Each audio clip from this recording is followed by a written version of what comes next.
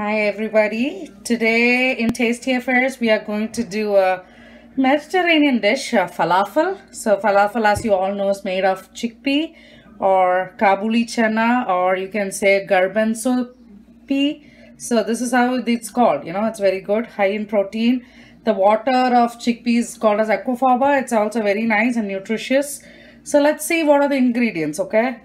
So let's start with some chilies. So I'm putting 3 green chilies, around 6 to 7, cloves of garlic, 1 full whole red onions.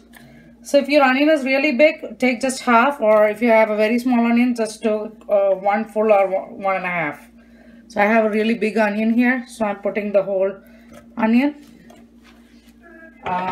So then I have the overnight soaked chickpea here, so I'm putting 1 cup. So I've measured and kept actually 1 cup, so I'm putting that 1 cup of overnight soaked chickpea. So that goes in.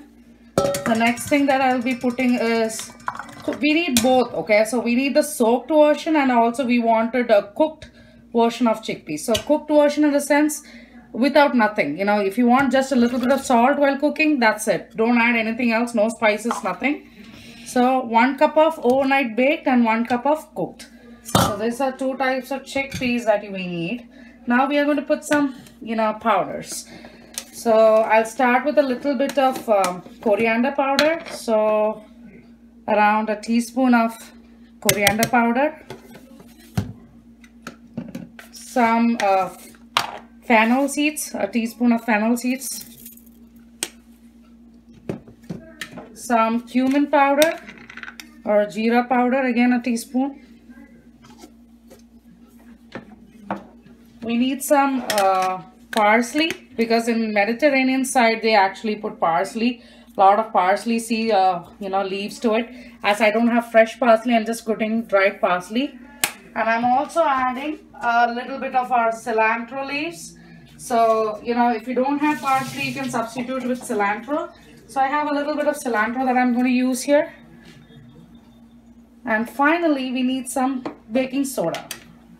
So I'm adding some soda. So close to a pinch and a little more. So these are the things that goes into the grinding process. So once this is well grinded, I'll take it out, add the salt, and there is one more ingredient which I'll tell you after this is grinded. So I've grinded the whole chickpea thing, so you can see it's nice and thick and smells good too. So while grinding, I just added a 1 full teaspoon of lemon juice or lime juice. You can add it even after you grind it, so it's fine, totally fine. So I'm going to add the needed salt now. I'm going to add some salt.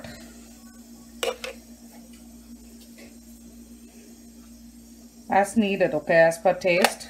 And then I'm going to add some breadcrumbs. So not necessarily you need breadcrumbs. If you have regular flour, all-purpose flour, that is also fine. But I like the texture of breadcrumbs because they'll give you like a cutletty feeling. So I'm putting around 4 tablespoons of breadcrumbs. And then I'm going to give it a mix. And after mixing, I will, start rolling them into the shape that you like. You can make it as a ball, or you can, pat it and make it like, oval cutlets. So one thing I'm going to do in my falafel, little special, is because my kids love cheese. So what I'm going to do when I'm going to roll the falafels, I'm going to put some cheese in the middle, and then I'm going to do it. So I'll see you when I make all the rolls, and then we have to definitely do the deep frying. So we'll see once I'm start making the rolls. Okay, so I have made the dough into balls, and you can see I had some remaining breadcrumbs, so I just rolled the balls with the breadcrumbs. But it's quite optional. If you have, just do it. Otherwise, just roll it and just we're going to deep fry. So what I'm doing is I'm going to deep fry these balls, and there are some more which I have added some cheese, and I'm going to do a pan frying, with less oil, like, grilling, like you get shami kebabs and stuff. So I'll be doing that too. So let's do some frying first. The oil ready. Keep it on a medium flame because we need some the balls to cook from inside a little bit, and we don't want them to turn black.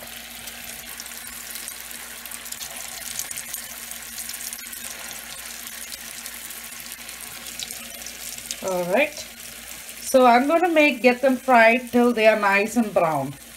So here you can see I have fried all the balls. So this is the color. You know, it will be very crunchy on the outside, soft on the inside. So if you don't want too soft, as I told you before, you can add some flour in the mixture. So it will give you a little more, you know, sturdy texture inside the ball.